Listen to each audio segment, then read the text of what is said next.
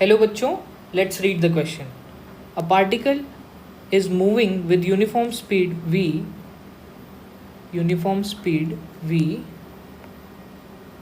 on a circular path of radius r.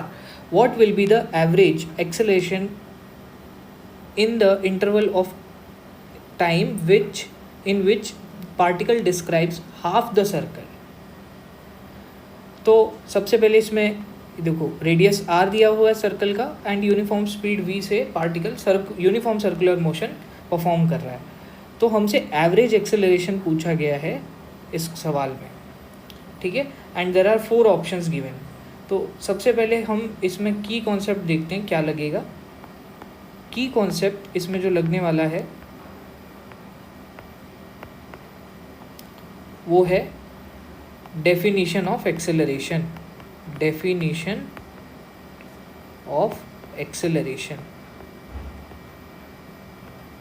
अब ऐसा क्यों, डेफिनीशन क्यों?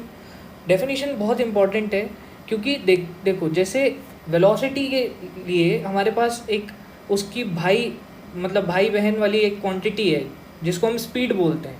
यानी कि वेलोसिटी का जो मैग्नीट्यूड होता है उसको हम स्पीड बोलते हैं.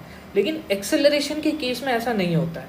एक्सेलरेशन के केस में और एवरेज एक्सेलरेशन बोलो या जैसा भी एक्सेलरेशन है उसके केस में अनलेस आप उसको मेंशन कर दो कि हम मैग्नीट्यूड ऑफ एक्सेलरेशन की बात कर रहे हैं, उस केस में तो जब मेंशन कर दिया तब तो हम मैग्नीट्यूड लेंगे. लेकिन अदरवाइज हमें एक्सेलरेशन को हमेशा के लिए वेक्टर क्वांटिटी ही ट्रीट करना है because acceleration is vector and there is no other quantity like speed which has only magnitude of acceleration. ठीक है.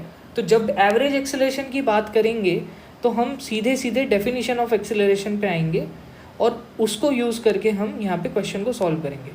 तो क्वेश्चन में एक बार देख लेते हैं फिर से. मैं बता दे रहा हूँ क्या ये बोल रहा है कि आधा सर्कल जब उसने पार्टिकल ने कवर कर लिया है तो उस केस में उसका जो एवरेज एक्सेलरेशन है वो कितना होगा. ठीक है, ये हमें निकालना है. तो आइए देखते हैं इसका डायग्राम बना के इसको प्रोसीड कैसे करना है. तो मान लीजिए ये आपका सर्कल है, ठीक है.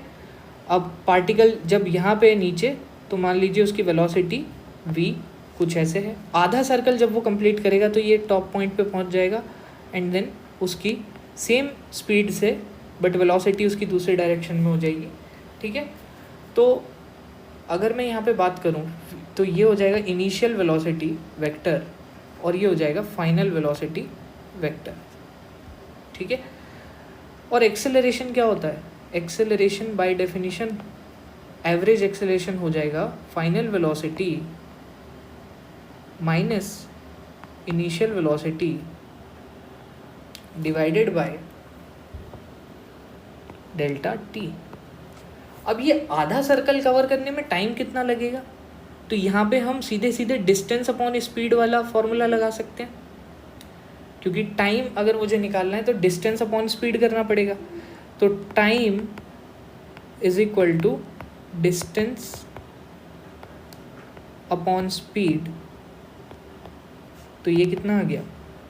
डिस्टेंस कितना कवर किया है? आधा सर्कमफेरेंस यानी कि पाई आर अपॉन स्पीड मतलब v. और अगर मैं यहाँ पे देखूँ इस प्रोडक्ट के बारे में मैं बात करूँ, ये जो यहाँ पे प्रोडक्ट है ये दो वेक्टर्स का यहाँ पे डिफरेंस है. ठीक है. तो अगर मैं वी एफ माइनस वी आई करूँगा तो माइनस वी आई मतलब वी आई को मैं उल्टा करके ऐड कर दे रहा हूँ तो ये दोनों एक ही डायरेक्शन में आ जाएंगे. यानी कि मैं बात कर रहा हूँ ये तो वी एफ वेक्टर हो गया, इसमें मैं ऐड करने की बात कर रहा हूँ which will be minus V I vector.